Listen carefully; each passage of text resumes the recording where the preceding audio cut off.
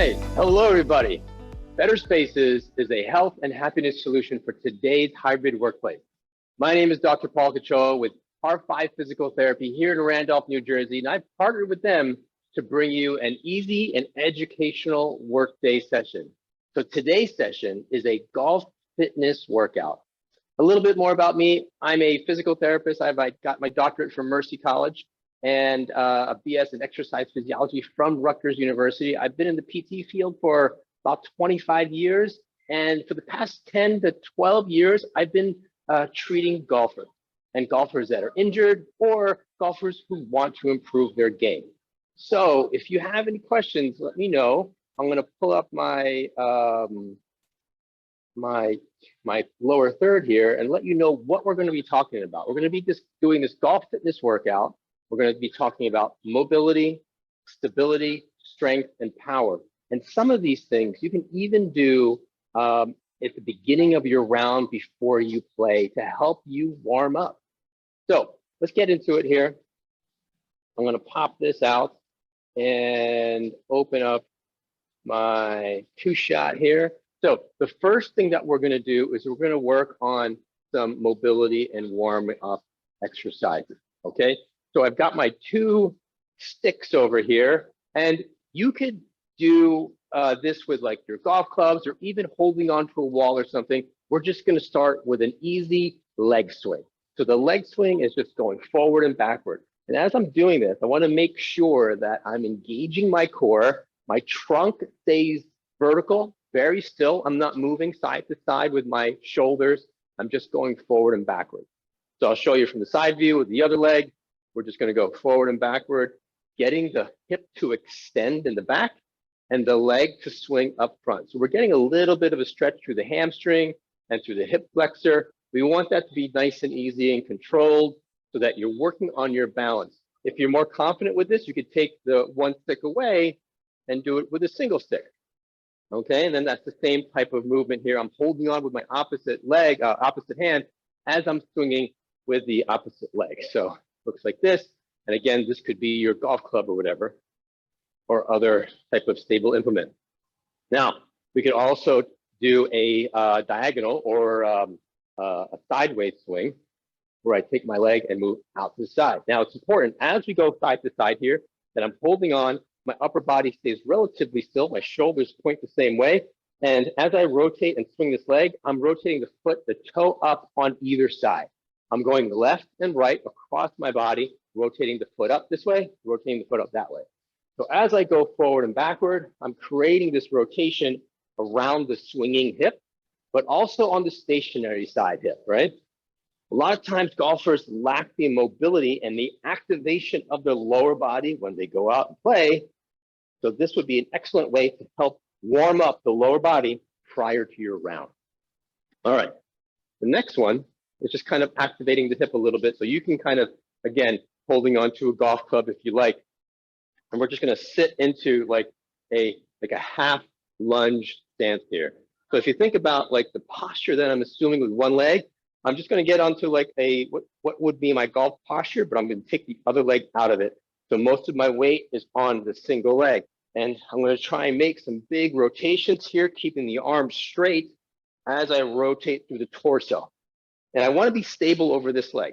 I don't want to feel like I'm wobbling or moving around too much. So if you see it from the front here, I've got most of my weight on this lead leg, 90%, head still, eyes still, and I'm rotating the torso as big as I can, and I'm going to repeat on the other side.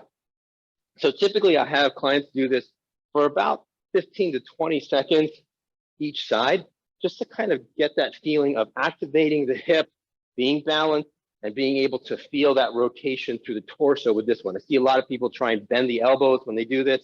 We don't want the elbows to bend. We want that rotation to be nice and big. All right? And then the next stretch we're going to do is called an A-frame stretch. We're going to get into a deep hip hinge, which is basically hip back. I might get a little bit of a stretch into my hamstring here. I'm going to take my fist and my elbow. I'm going to put it between my knees. That's going to stabilize my lower body. I'm going to take my other arm, keep it straight, hand pointed to the ground, arm rotating up to the ceiling as far as I can. So the lower body, again, with this one, stays as still as possible. I'm squeezing my forearm with my hand, my knees here to stabilize my lower body. So I'll show you from the front, opposite side. Here we go. I'm going to squeeze knees together with my forearm, make a fist and elbow, and then rotating up as far as I can with the other hand. So I'm getting that rotation through my torso. I don't want this where the head doesn't turn and it's all shoulder. I want to turn my head and neck and get my torso rotating as far as I can. So those are some good active stretching, dynamic stretching exercises that you can do prior to your round if you're on the first tee or at the driving range to help that. So it takes about 2 to 3 minutes to just get that done, and then you're ready to go hit balls. Now, what we're going to go through next is we're going to work on some stability, core work that has, as it applies into the golf swing, to connect the lower body to the upper body, and that is we're going to be using a band. Now, the exercises that we're going to be going through today is basically going to be very simple movements that you can do at home or at the gym with a single weight and maybe a bench. Now, as far as the golf fitness exercise world goes, this is probably the tip of the iceberg that I'm showing you. So these are like very introductory, easy exercises and movements that you should be able to do. But if you have any aches or pain, definitely consult the medical professional if you're having any problems with the exercise. So this exercise is called pull-off press. We have this band attached about chest height, and I'm going to be standing perpendicular to that attachment point. I have my outside hand holding that, and my feet are pointed straight ahead, perpendicular to the band. And what I do is I put both hands on my chest, get into a position where I can engage my core, engage my glutes, my whole body is super rigid, and I'm going to push that hand out. Now, from this position, I'm just going to hold. And holding this, because the band is trying to pull me to the right, I have to activate my core and my right glute muscle to hold that position, right? And if you need more tension, we just step out and then try and hold that for 20 seconds. So this is the work phase of this exercise, and this is the rest phase. Okay, so this is a work phase, holding that for 20 seconds, anti-rotation. You should feel all this in the core, and that right hip, you turn around, do the other side, see if I'm still on camera, perfect, and then doing the other side. Now I like to do, 20-second holds, maybe 3 to 4 each side here, just to kind of engage the abdominals and get that glute working a bit. Now we can make this more specific for the golf swing by repeating and tweaking this exercise a little bit. It's very flexible in terms of the application. We can just change our posture.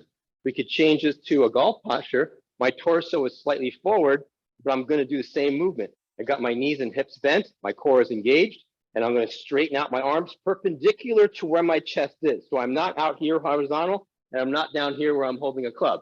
I'm just 90 degrees from the chest. And then again, 20-second hold, and we're going to work on stabilizing this and activating the lower body. Nothing should move when the arm goes out.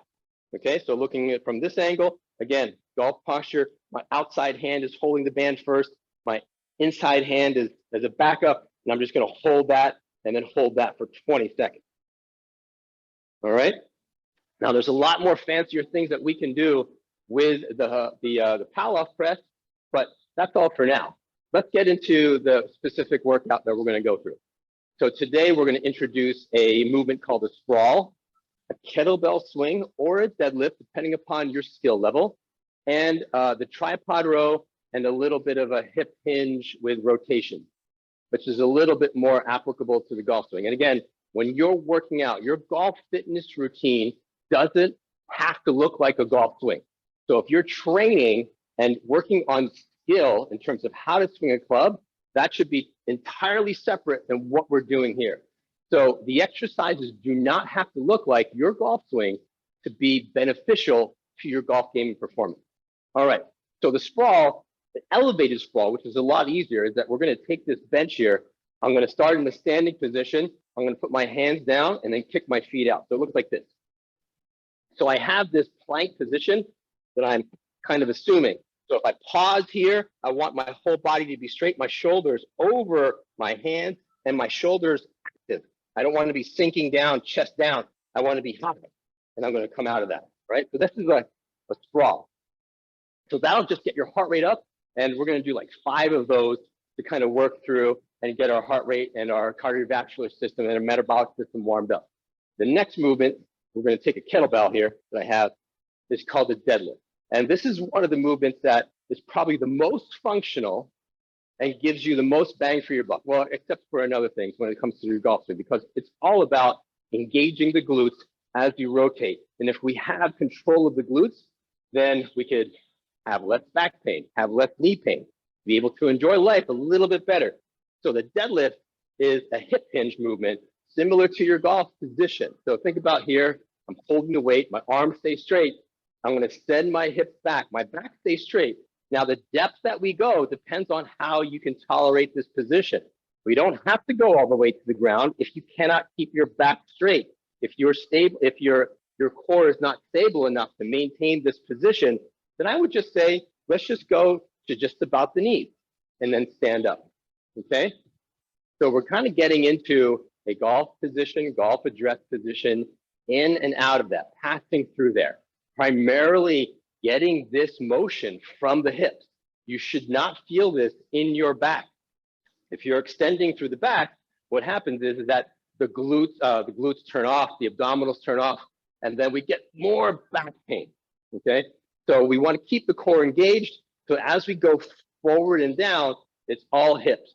And you can see that my knees stay over my ankles. So this is not a squat. A squat would be more knee dominant. The hip hinge, the deadlift is more hip dominant. So I'm sending my hips back. I might get a little bit of a hamstring stretch, maybe just go to my knees and then come back up. So that's a good little warm up. Now, depending upon your skill, if we wanted to improve power as long as we have good strength, then we could turn this into a kettlebell swing. Now, the kettlebell swing is a little bit more advanced. It's basically a dynamic movement with the kettlebell. You could use a dumbbell with these if you want. There's a lot of variation with the kettlebell, which is what I have today, but you could certainly use the dumbbell. So the kettlebell swing looks like this. If you think about it, it's basically that hip drive, hip motion, and driving the hips forward and extending the arms out in front. So I start in like this football hike position.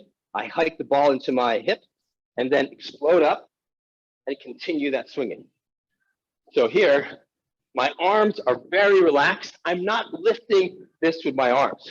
I'm driving and popping my hips forward to let that momentum drive the weight up into shoulder height. All right. So again, moving my trunk as a unit. I've got my core engaged. I'm not rounding my back. All right. So I do about 10 of those and then get into our next movement is called the tripod row. So the tripod row is going to engage the core. It's another anti-rotation stretch, anti-rotation exercise, but it also works on the pulling. And pulling and lat engagement, latissimus muscle engagement is important for the golf swing because that's how we deliver it from the top to the bottom of the golf swing. So the tripod row looks like this. We basically get into that hip hinge position. Again, you can see the theme here. We're keeping the back stable as we bend through the hip. My knees stay over my ankles. I'm going to have the weight with the single arm. This is planted. I want to be active through my right arm. I don't want to be sinking down. I want to push away. Knees over the ankles. And I'm just going to row, pull this right thumb to the armpit or left thumb to the armpit and shoulder blades back to the other shoulder blade, kind of like pinching my shoulder blades together as I'm doing this. All right. So you can go pretty heavy with this weight here, but we've got like a 15-pounder and we're going to do about 8 to 10 each side and then reverse, plant the other arm, be active to the shoulder, sit through the hip, and then pull with the other arm. Okay, so this is the tripod row. Again, you should feel that we're engaging the glutes as we're doing this and we're stabilizing through this left arm as you pull into the armpit, getting that elbow back as far as you can. All right, so that's a tripod row. The last one is going to be a hip hinge with a little bit of rotation. And I like doing this with a little bit lighter weight so that we have some good technique. So we get into this position called the kickstand. And the kickstand is where you have the ball of your foot really close to your heel of your other leg, okay? My primary leg that I have my weight on is going to be my left thigh, okay? So again, I'm going to hip hinge, keeping the knee over my ankle. 90% of my weight is on this leg. My right ball of my foot is super close to my left heel. I'm going to take this weight and then just kind of rotate it off to the side of the knee and then come back up, all right? So here, I should feel like I'm rotating through my torso and loading that hip. Okay, so that's a side view. I'll show you from the front. I got most of my weight over here. I got my kickstand on my right leg. I'm up here, and I'm hinging and rotating the outside of that hip. Hinging and rotating. You can see how my shoulders kind of rotate. My right shoulder goes down, left shoulder goes up, and the weight lands outside of my left knee, and my knee does not move in. A lot of times I'll see people just collapse into there. That's because their glute is weak. I'm going to repeat on the other side. So kickstand with my left, most of my weight on my right, shoulder blades back and down, rotate over that right hip, keeping that knee stable, right knee stable, rotating through there, up and straight and rotating down. So you can get super fancy with a lot of these exercises with a kettlebell, but these are some simple movements that you can do. So those 4 motions, what I'll do is typically I'll run through those 4 rounds each. Okay, so 4 rounds of all those exercises, 4 rounds of 5 sprawls, elevated sprawls, 10 deadlifts or kettlebell swings, 10 each side of the tripod row, or 8 to 10 of those. And then that hip hinge or that rotation, I'll also do 8 to 10 on each side.